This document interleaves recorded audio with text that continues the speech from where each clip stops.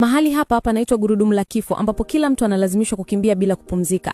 Panajulikana kama jehanamu ya wavivu. Yeyote aliyekuwa mvivu wakati wa uhai wake lazima aendelee kukimbia kwenye gurudumu hili baada ya kifo. Na wakijaribu kutoroka kwa kuruka majini, samaki wa harana huwatafuna hadi kuwatenganisha ndani ya sekunde chache. Lakini mtu huyu alikuwa tofauti. Kabla hajafa alikuwa askari wa zimamoto aliyekuwa ameokoa maisha ya watu wengi. Malkia wa jehanamu alipoona hilo alivutiwa sana. Akamuuliza kwa nini alifanya kazi kwa bidii maisha yake yote. Mtu yule alijibu kwa urahisi, kwa ajili ya pesa. Tabasamu la malkia lilitoweka mara moja kwa sababu kule jehanamu pesa haina maana yoyote. Wale wanaoishi kwa ajili ya pesa pekee lazima wakabiliwe na adhabu. Lakini alipojaribu kumzamisha kama sehemu ya adhabu yake, yule mwanamume alimuokoa badala yake. Malkia wa jehanamu alistuka sana, hivyo akaangalia tena maisha ya nyuma ya yule mwanamume. Mtu huyo alikuwa akifanya kazi 5 kwa wakati mmoja. Kwanza alikuwa akifanya kazi katika mgahawa, kisha alikuwa akifanya kazi ya kusambaza bidhaa. Baada ya hapo alikuwa akiosha bafu za umma, na usiku alikuwa akiendesha teksi. Muda pekee aliweza kulala ulikuwa katikati ya hizo kazi kwa sababu mama yake alikuwa mgonjwa sana na mdogo wake bado alikuwa shuleni. Kwake yeye pesa haikuwa tamaa, ilikuwa ni njia ya kuishi. Baada ya kusikia hayo, Malkia wa jehanamu hatimaye alimwachia huru. Kwa wale wapenzi wa movie kali, tembelea YouTube na andika Kichaflix Movies kisha subscribe ili upate movie mpya kila mara. Pia tuko Facebook kwa jina Flix Movies. Jiunge nasi kwa burudani isiyo na kikomo.